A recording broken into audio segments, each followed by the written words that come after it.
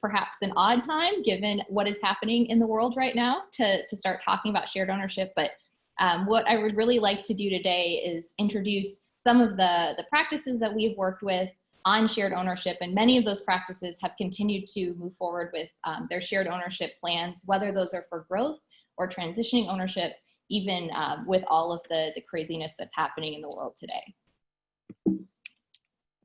Let's see. Okay,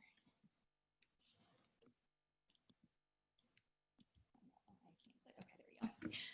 So a good friend and colleague of mine in the veterinary profession says that it's never a good time to actually sell your practice, but it's always a good time to transition ownership.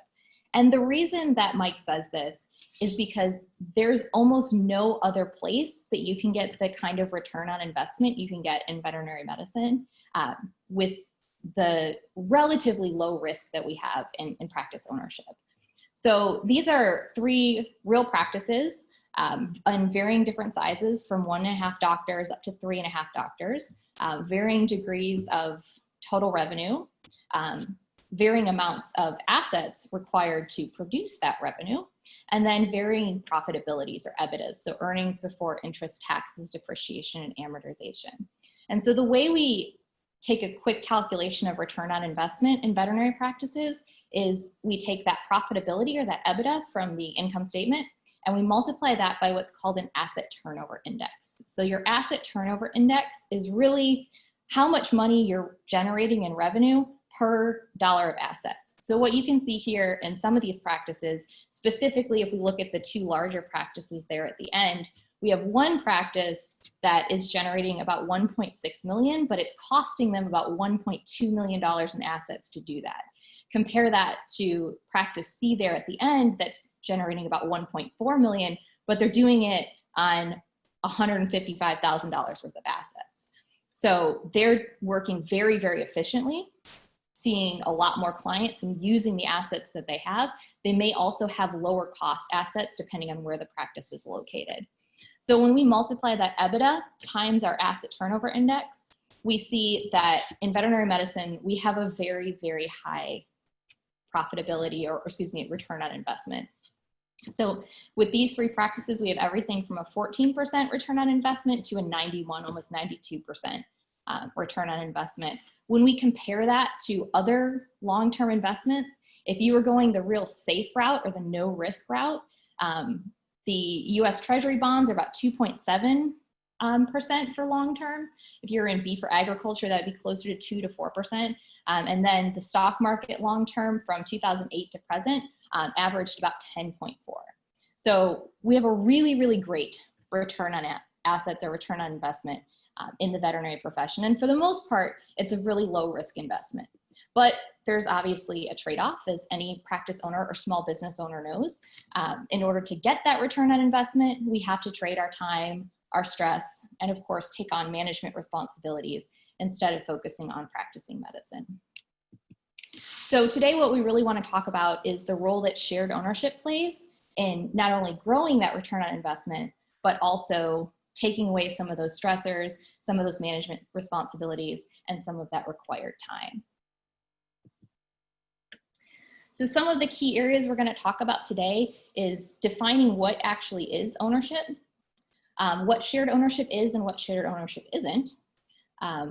We want to answer the question of, can an associate actually compete with that corporate offer, as well as what needs to be done for both owners as well as associates to start preparing for shared ownership. So let's start off with our first question of what is ownership? So let's say that you got 1% of Google. Are you now an owner of Google? Are you going to show up on Monday? Are you going to make decisions? Are you going to be responsible for hiring staff or even Google's success? No.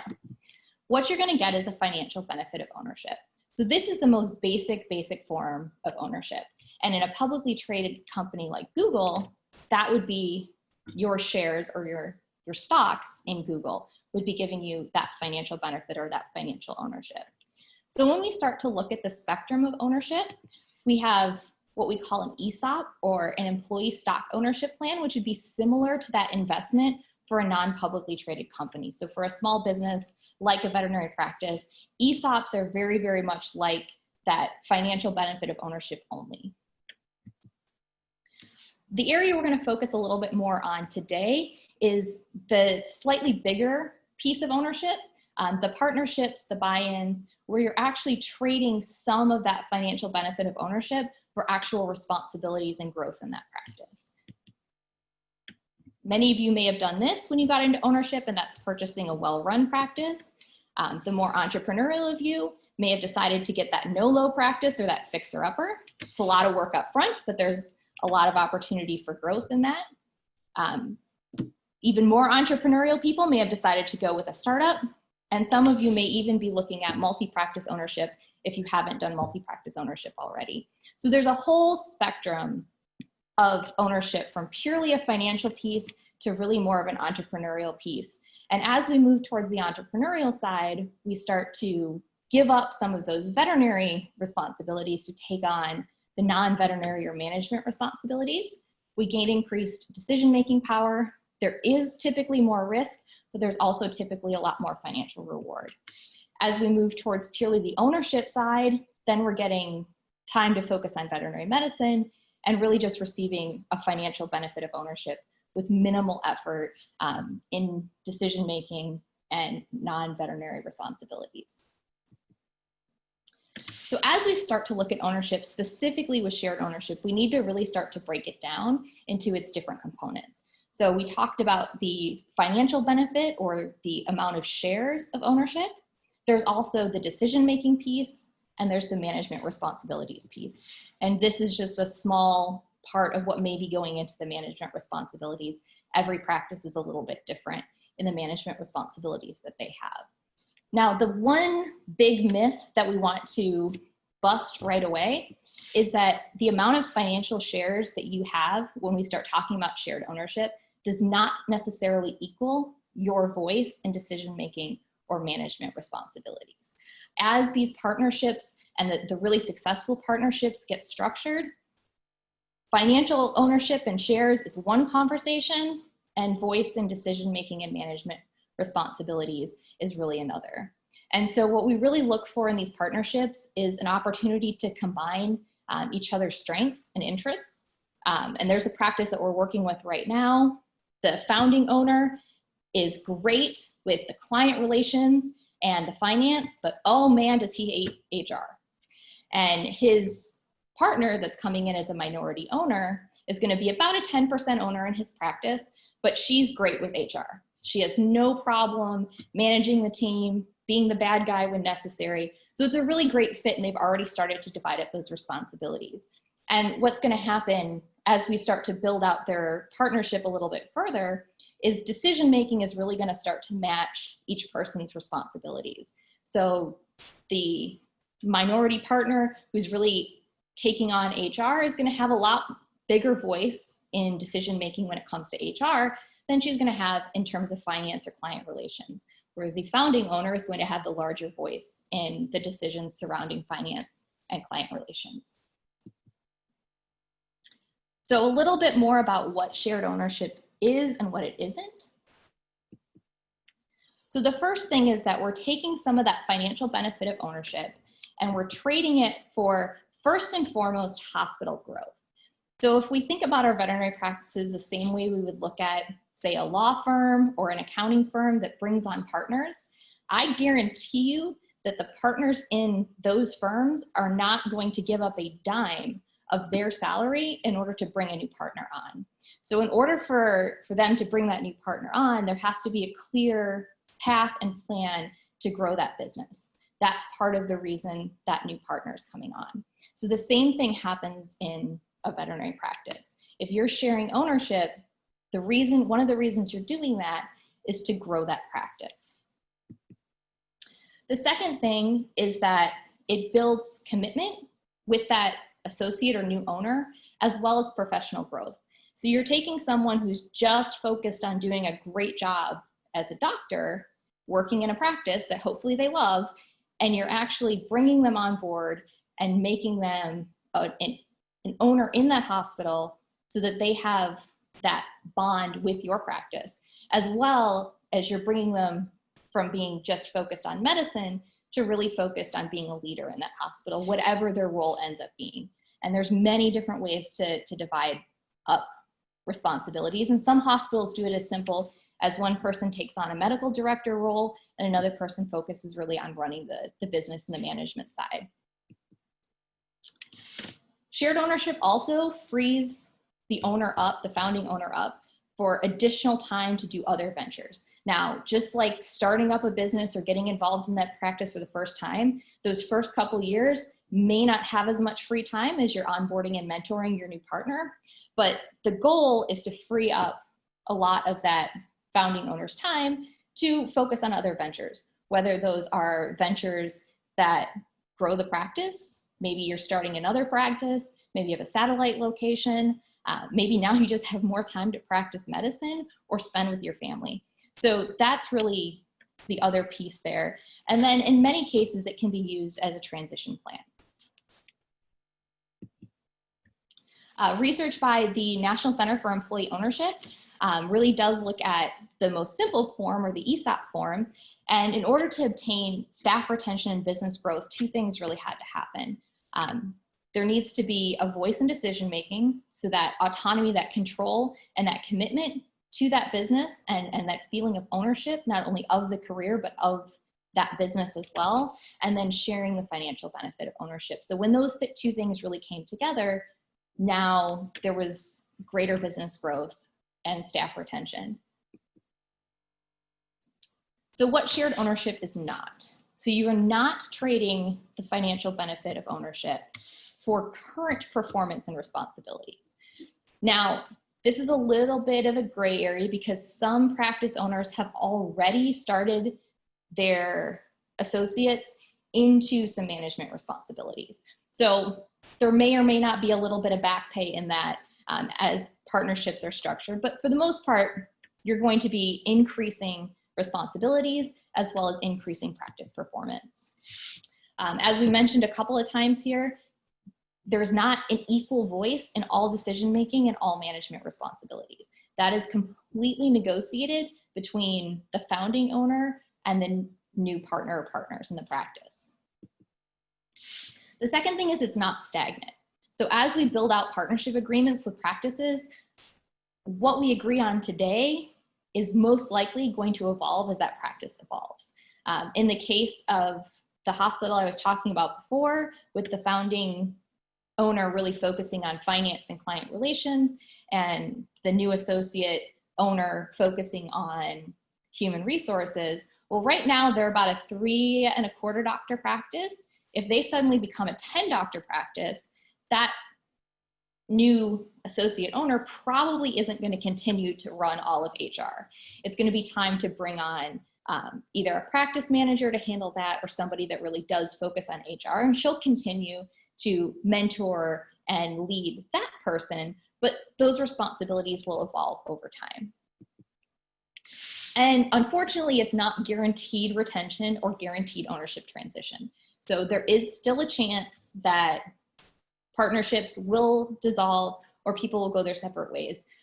But structuring that the right way can make it for a more pleasant separation and not a messy separation.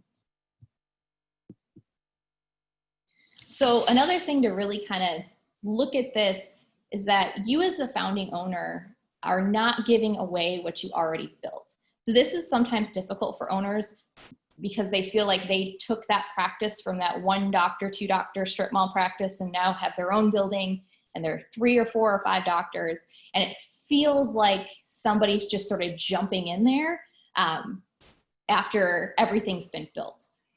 But in shared ownership, that person is going to be purchasing, in many cases, whatever percentage of shares they're acquiring. So they're going to buy in to what you already built. And then together, you're going to build more, and that's what they're going to share in. So that's why it's so important that that practice has a growth plan to go with the shared ownership plan.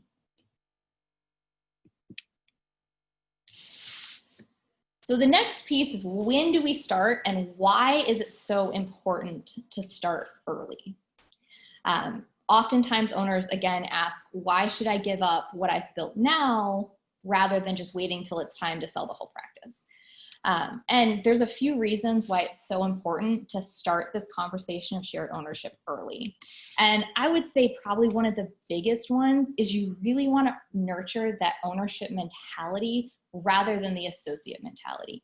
So if you have a young associate that is excited about ownership, you have a couple choices. And I've seen the spectrum in terms of practices. You can start to give them some of those management responsibilities, but without also giving them legal ownership to some degree. And it doesn't have to be a big piece of the pie. It can be a little piece, but you want to have that financial commitment from them as well, because inevitably life is going to happen and complications are going to arise. And if this aspiring owner is already a partial partner in this practice, now when it's time to have a family or the significant other gets a job offer, there's a lot more to consider because they're bonded to your practice instead of just wanting to be an owner and kind of fallen into that associate comfort zone and being able to say, you know what, I could own any practice. It doesn't have to be this one, or I can own a practice later in life after I've had a family.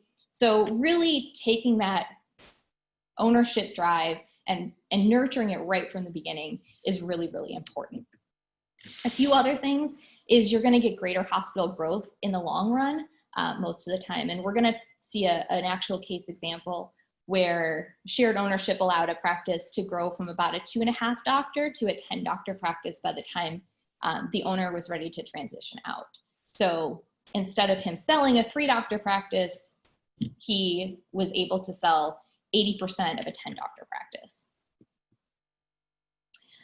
There's a lot more options for transitioning ownership without giving up any of your return on investment. So the more time we have to talk about transition plans and to use some of these shared ownership tools, the more options that we really have.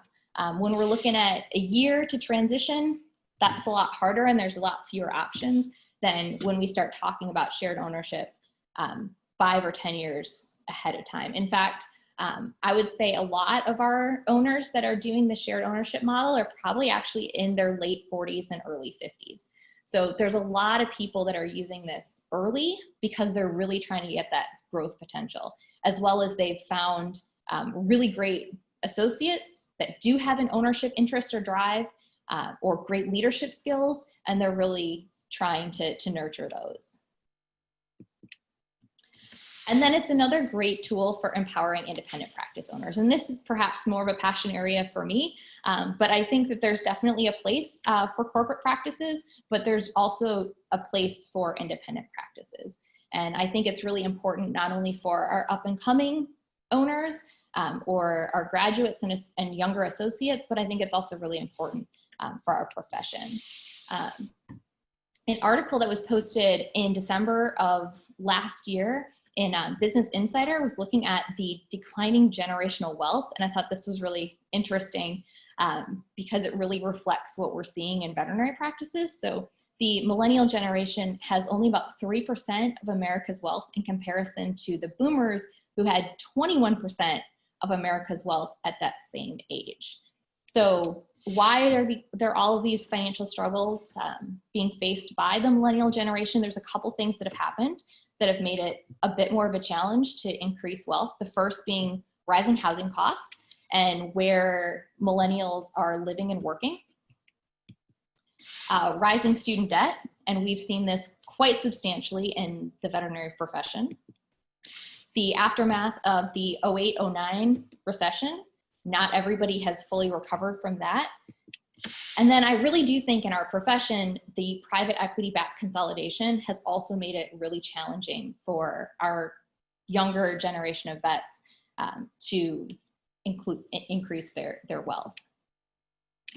So we've seen this, if you've been part of any of our talks before, there's a lot of different consolidators out there. The big concern is that taking Mars off the table, but when we look at all of our consolidators that are funded by private equity money, whether that's coming from GoLab or Ares or another funder, all that capital is leaving our profession. And whenever we've seen this in other professions, it's not been great for that profession. So as I said, Mars is a little bit of a different beast. They are in it for the long game. They are more of a conglomerate. So what they really want is a piece of everything pet. And they've done a lot to offer alternatives to veterinary care, as well as some different techniques that have really been beneficial in veterinary medicine. The reason the buy-sell model from the consolidators is concerning is that they aren't in it for the long game. They're taking private investor money or private money.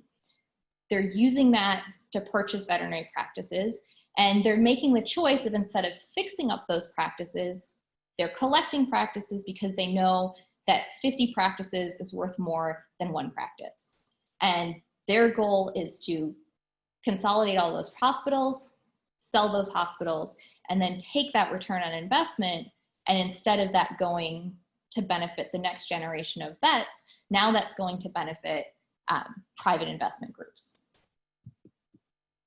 So why is this a problem when we see capital like this leaving our profession? For our veterinarians, the first thing we see is now we don't have as much capital or opportunity to match that high student debt. So student loan repayment becomes a challenge. It's harder to get into practice ownership, as well as there's less focus on reinvestment in patient care. I've talked to several veterinarians that do relief work, and they work oftentimes for some of these consolidated hospitals. And because the emphasis is so focused on just collecting practices rather than fixing practices, there'll be key equipment at these hospitals that just isn't functioning properly. The consolidators aren't making those reinvestments in some cases, because if they're just gonna bundle it up and sell it to the next person, it becomes the next person's problem. So there isn't that same focus and passion that we as veterinarians have on really reinvesting in improved patient care. And then finally, less wealth, less money available for retirement savings, home ownership, future life goals, and things like that. So does anyone have any questions thus far on what we've kind of gone through before we answer the big question about, can an associate really compete with a corporate offer?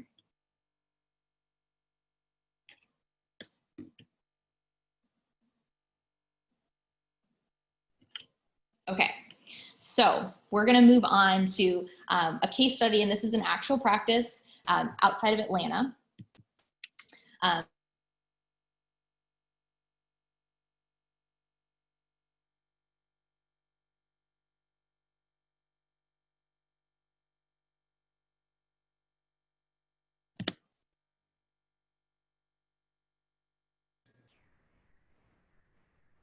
I'm showing that you're muted, Melissa.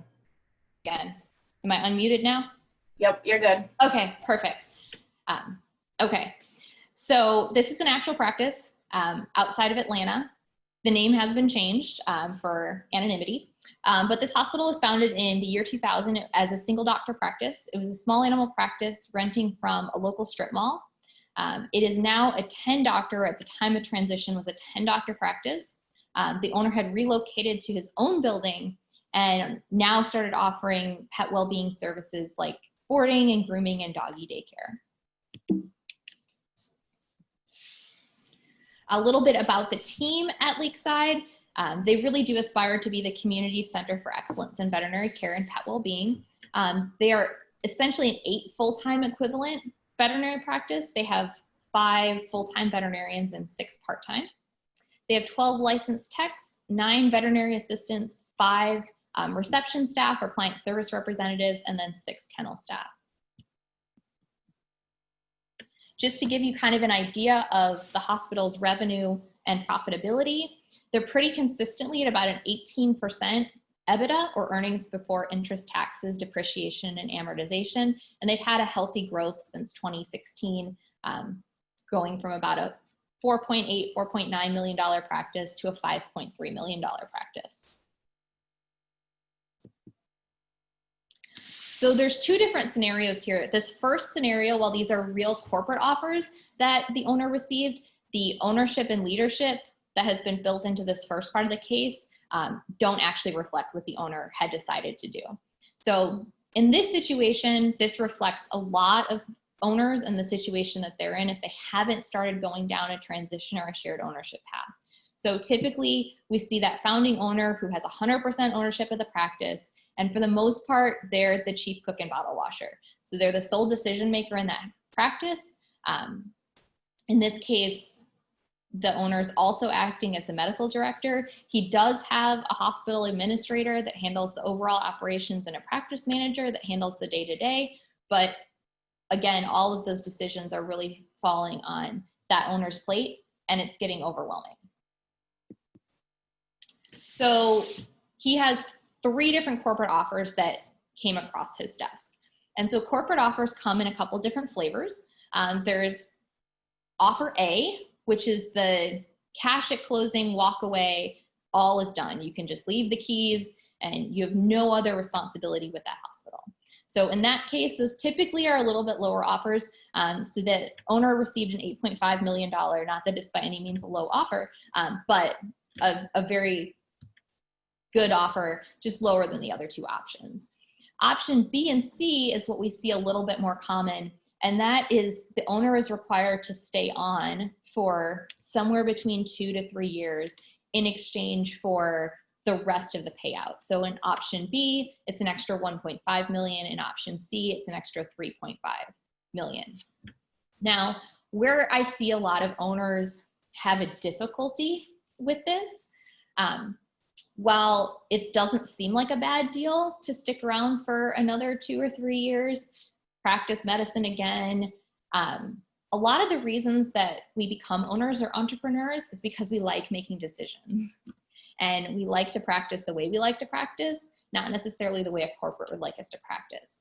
And so it can be a real shock to go from being able to make all of the decisions to all of a sudden being able to make none. And that has been probably the biggest concern I've heard from owners that have done an option like B or C.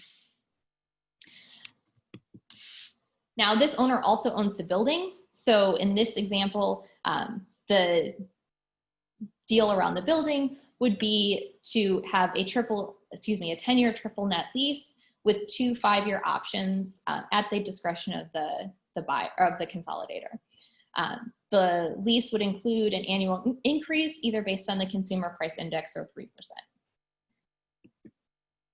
So now let's talk about the actual plan that this owner had done. So what this owner had actually done is he had granted, and again, not everyone does it this way, but this was his decision.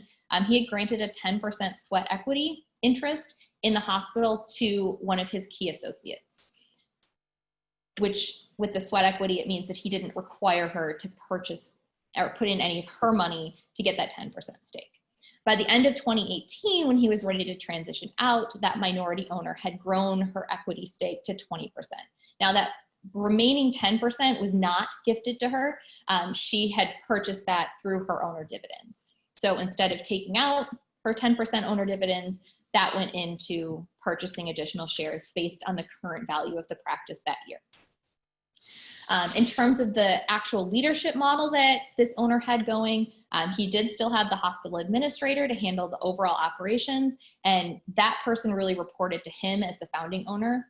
The practice manager, who was handling the day-to-day, reported to the minority owner. The minority owner also took on the role of medical director in that practice. And in this situation, the founding owner's time was really split equally between management responsibilities and veterinary practice management responsibilities. He was very happy. He could have easily continued on working in that practice, but I think what he decided is that while he truly loved veterinary medicine, he also loved other things as well and wanted to have those in his life. So the way the transition plan worked is they agreed on a selling price for the practice of $9.3 million. 80% of that, or 7.4, almost 7.5 million, was the founding owner's stake based on his 80% ownership, and then the minority ownership, or 20%, or almost 1.8, 1.9 million, was the minority owners. This is something that we see a lot of owners do as well. Again, because as we saw in the very beginning, there's nowhere pretty much that you can get the kind of return on investment you can in a vet practice.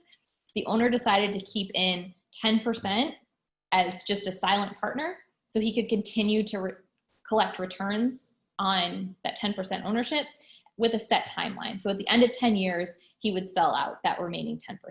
But this made the loan and the deal a little bit more affordable for the minority or new owner, but also gave him an increased return on his overall investment. In terms of the building, he was going to retain the building, but instead of only retaining it for 10 years like he was going to with the corporate, he's going to retain it for 20 years in this agreement. So here's just a little bit of information about the loan for any associates that are out there and are kind of curious about this piece. Again, there's many different ways to even structure practice loans, but the way this was set up, because that minority owner had 20% ownership of the hospital, she was able to get a conventional loan with a good interest rate.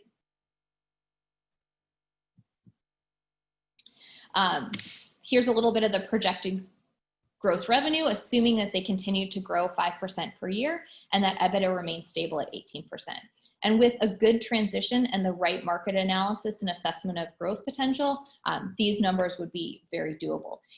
Sometimes it's hard to guarantee growth or profitability when we're transitioning to an owner that has not ever been a part of that practice, but somebody who is part of that practice with the right guidance, mentorship, and transition plan, which this owner had, it's very rare that we would see major changes in growth or EBITDA. So let's look at all the different options together. So as we can see, based on just the value from the hospital, we still have our consolidator option being the most lucrative. So the best offer still is offer C, but the internal isn't too far off. It's better than A and B. When we start to add rental income back in, as well as the sale of the building, now we have a much, much greater total value for the sale of that practice. So now the best really is the internal sale, but a lot of that comes from retaining that building for a much longer period of time. Now, there is one key piece that we didn't talk about in the amount of money that's going to the owner, and that's because it's complicated to put just into a case example, and that's taxes. So one thing that really I encourage all owners transitioning or considering different transition options to do is really sit down with a good financial planner, financial advisor, or tax attorney to go through what these different options mean in terms of what's going into your pocket based on your retirement goals and the assets and revenue sources you already have. Because just to keep it super simple, if someone's taken all that money at once, it's going to be a whole lot more going to Uncle Sam than if that money is coming little bit by little bit over a 10 or 20-year period. So that's just something to really consider when you're looking at that overall lifetime investment. The other thing that we weren't able to piece out of this is the value or the ability that that owner would have had to actually achieve growth to a 10-doctor practice if he had tried to do it all by himself. That's something that maybe he would have been able to do it, or maybe he wouldn't have been able to sell a 10-doctor practice. Maybe he would have only been selling a 5-doctor practice if he had tried to do it all by himself. So like I mentioned, there are so many different models of shared ownership. This is just one example of one model that an owner did. The more time we have, the more options that we have. So just like we had that spectrum of ownership, we have the same spectrum of transitioning ownership. So we can go for that straight sale where you hand the keys over and there's no post-sale involvement and you're done. And for some owners, that's the best option. There's selling the practice and retaining the building. There's the option of continuing to consult or mentor the new owner. There's that piece we saw in our case example there where you keep some retained equity in the practice as a silent partner. There's post-sale employment, which we saw in corporate offers B and C, where there was a certain period of time that that owner would continue to work in that practice. And then we have our closest to our transitions, which are things like our ESOPs, which are sort of the try each other out before we really start talking about transition, minority ownerships, and then partnerships. As we start to move towards transition, again, there's increased involvement in the practice. There's typically a bit more risk, but there's also increased financial reward. And then as we move towards just a straight sale, it's a lot more of a hand the keys over and we're done, and there's no extra time and effort and commitment to that practice. You can just move on to the next adventure. So VSG, or veterinary study groups, veterinary management groups, have put together what they call their consolidation counterpoint, which is about 12 different tools that can be used to help compete with a corporate offer.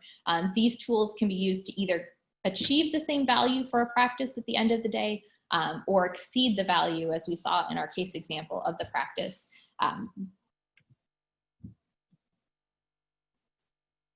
And so there's a couple additional ones on this page for you as well. And there's a VIN article you can look at, as well as I believe they have something posted on AVMA's website as well that talks about each of these in more detail.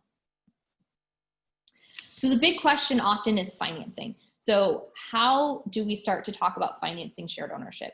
In our case example, that initial 10% was just gifted. That doesn't happen in a lot of practices. It happens in some, but it doesn't happen in a lot of practices. So oftentimes, if that conversation has started early, or you have a really dedicated and financially savvy associate that has been planning for ownership, they may have some money in savings that they can use to purchase whatever that 5% or 10% initial stake is that you guys agree on. If they don't have it in savings, they can get a traditional loan for that initial buy-in. What we really find most practices like, though, is to seller finance it. So what that means is that, let's say 10% of the practice is going to be worth $50,000. So what that owner will do is they will lend that aspiring owner, or that new partner, $50,000, and they'll charge them the fair interest, whether it's 3.5% or 4% or 5%. And so what that partner will do is they'll pay down that loan typically from their owner dividends. So instead of taking out owner dividends, that money goes right to the founding owner to pay down the loan and the interest on that loan. So it still gives that new partner immediate ownership stake, but instead of getting the money through the bank, that's an additional 3 to 5% that can go to the founding owner, as well as being a little bit easier on that new associate or new partner. And then we have sweat equity, which is something that was done in our case example. It's not really recommended without a good written agreement, because you really want to make sure that both parties are completely on the same page with what is expected for those ownership shares, and what the timeline is associated with that. So for anyone who's looking at shared ownership for transition, really the goal is to make sure that that minority owner has 20% ownership in the practice by the time you, as the founding owner, would like to be completely or mostly out of financial ownership. Reason being is that 20% typically gives them enough equity in that practice that they won't have any problem getting a loan from the bank. And that additional 20% can come through either additional cash buy-ins from that associate, or what often happens is once they've paid off their initial loan, they continue to bank their owner dividends. So instead of taking out owner dividends, we say, okay, the value of the practice this year is X, and that means that the cost of shares is so much, and then they use those dividends to purchase additional shares up to a given point that's agreed on between them and the founding owner. So we wouldn't have a conversation about shared ownership if we didn't also talk about some of the risks that go into shared ownership. Obviously, nothing is guaranteed, and as we bring on more people, there's more moving parts, more things can go wrong. So some of the challenges and risks that we really see with shared ownership, first and foremost, everyone probably has some horror stories about partnership complications. So we really want to set everyone up for success in this early on. And the best way to do that is with a very specific and dynamic partnership agreement. So we want to have these conversations before they become a problem. We want to think about the things that could go wrong or the things that we may want to change early and start to have those conversations. And when we build partnership agreements with practices, we really kind of look at it as the overarching umbrella.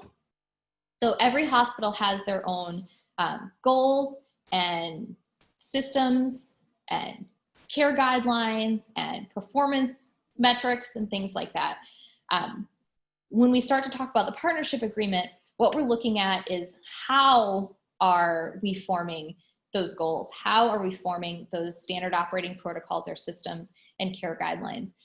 How are we measuring performance? Because what we want to make sure is that we're discussing how those decisions get made, how we set this stuff up. So as things change on a yearly basis, we have a good system in place. We need to make sure that we understand how different departments and goals are being measured, what those goals actually are, and when we're going to reassess and reevaluate this partnership. So it's a very dynamic agreement when it's done correctly for long-term relationships. So another one is we mentioned, in order for this to be beneficial, we have to have hospital growth. So what happens when we don't have hospital growth? Couple things that we can do to help prevent that from happening. Obviously, whenever we look at practices, we do a very comprehensive market assessment as well as growth assessment for that hospital to make sure that it's an area that can support an additional owner. Because if they've kind of tapped out that market already, it might be a lot harder to bring on another partner and continue to grow. So we might have to look at different partnership agreements or options if they still want to move forward. So having very clear performance expectations for everybody that is a partner in that practice, having accountability, making sure there's appropriate training and mentorship so that everyone can be successful in their job, and then having systems in place for improvement. And the big thing when it comes to founding owners and new minority partners is it's so important for that founding owner to stay involved. There's more opportunity for things to go wrong if you're acting more as a silent partner than somebody who's really helping mentor and bring up that new minority partner. Finding owners, that can be another big challenge. A lot of times it's hard to find those new potential buyers. So again, when we talk to students and young associates, we see a lot of concerns about why they don't want to be an owner, right? Student debt, distraction from professional goals. They worked at that hospital where the owner was miserable all the time. They don't want that to be them. They don't have business training. They have medical training. They don't want an additional financial commitment. Where are they going to get the right mentorship? Like, there's lots of different things, but a lot of what they really want out of their careers in veterinary medicine really relates to ownership.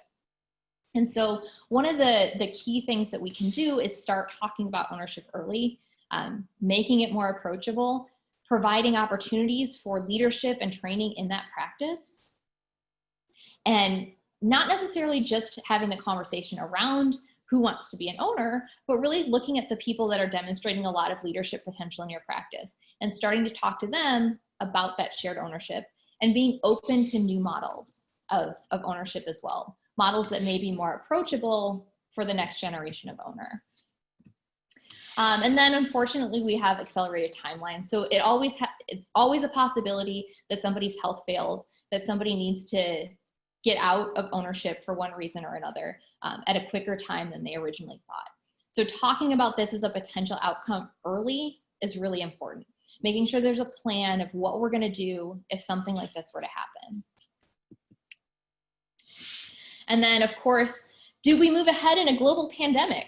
And the thing is, again, because you're working on sharing growth, not necessarily sharing what you've already built per se, it really can start at any time. You can start this conversation now. We've had several practices.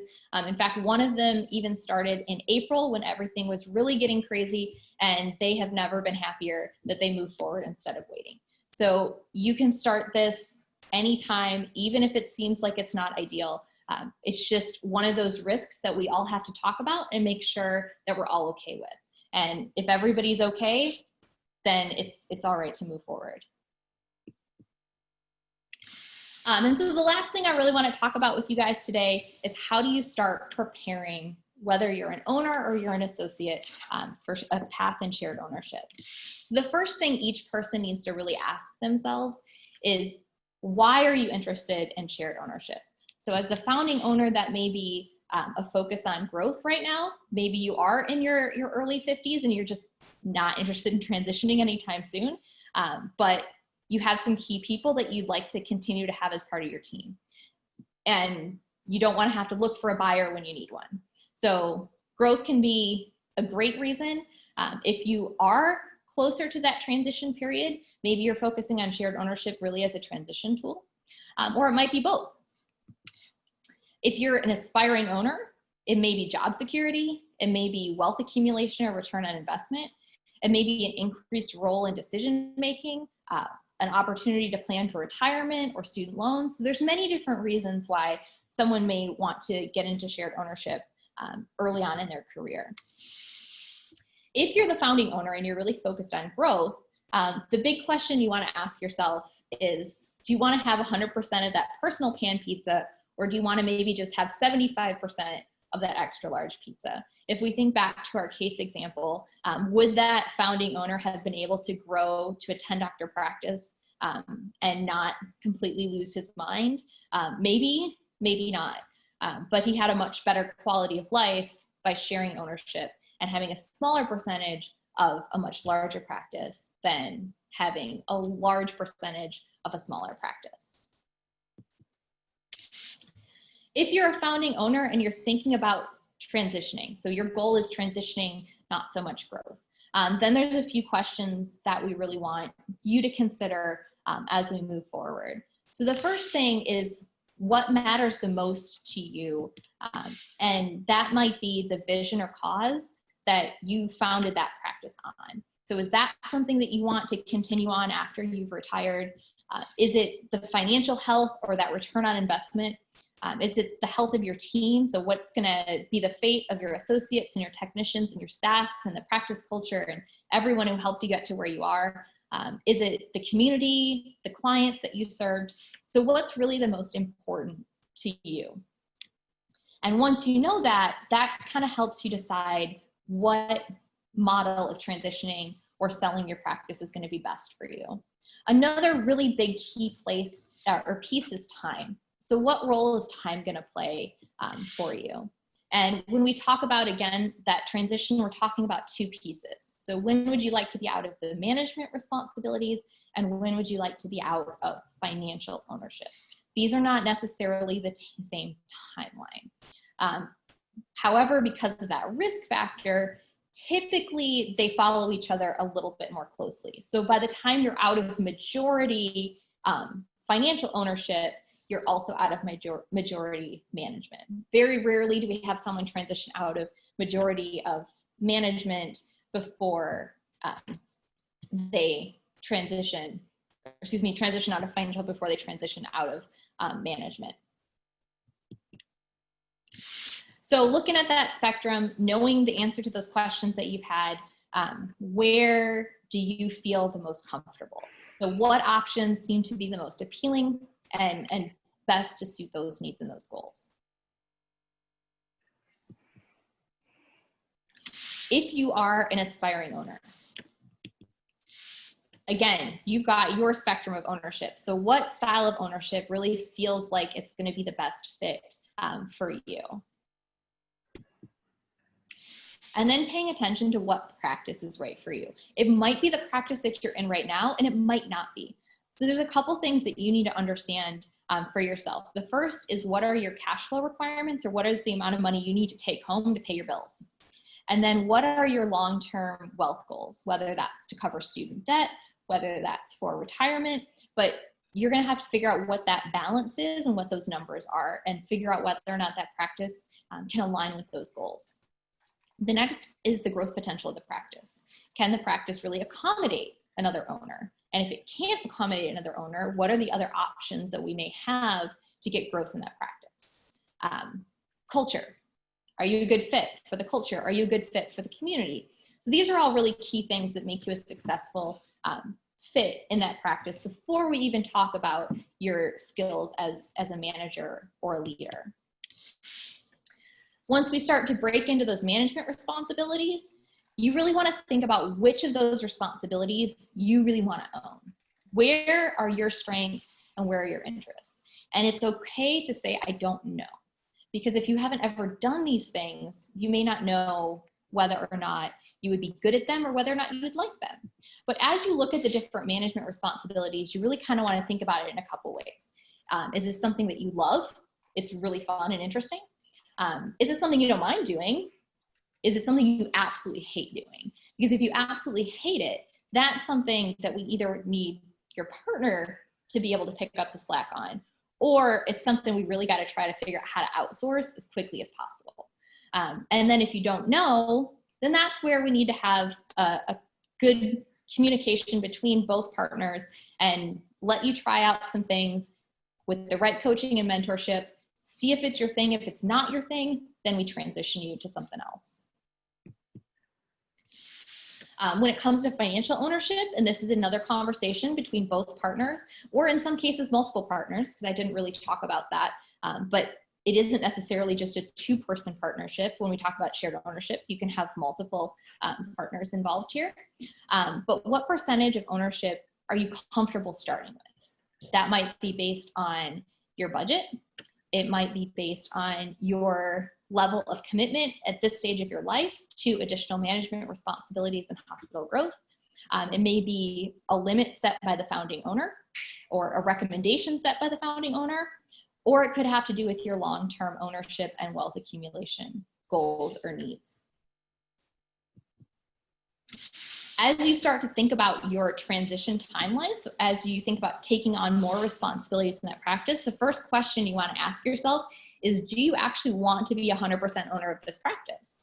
Or are you really interested in always being a partner or a shared owner? Because that's really going to shape how that transition plan happens as well. And then when would you like to start increasing your management responsibilities as well as your financial ownership state? Because we really need everybody to be in agreement on this growth trajectory. And then everything you can do to learn more is really important because just like veterinary medicine is a lifetime learning, so is being a business owner, a practice owner, or a partner in a practice.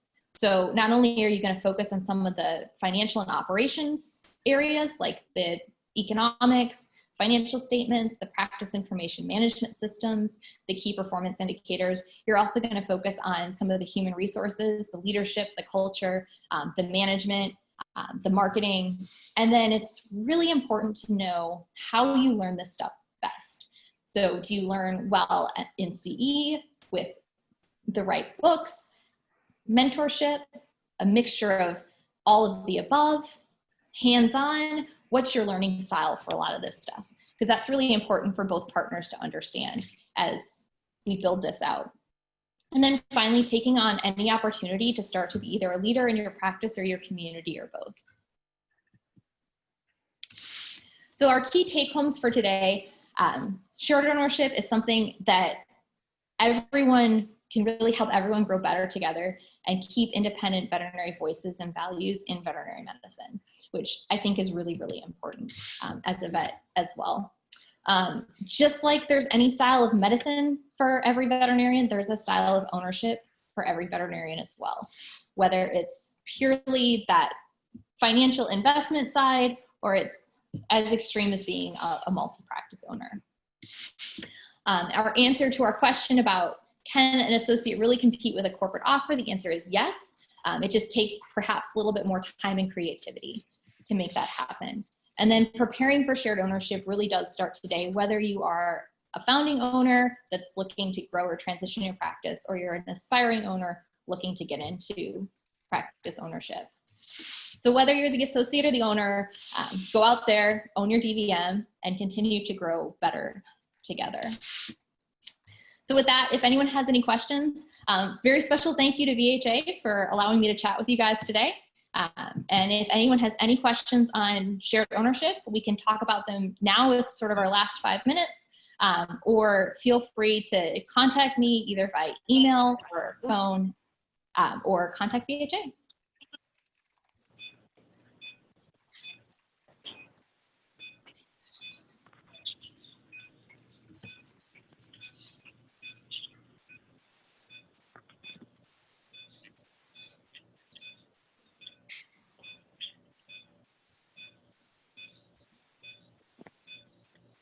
I guess, any questions for Melissa out there? I'm trying to unmute everybody, so if you can, I can unmute if you have a question.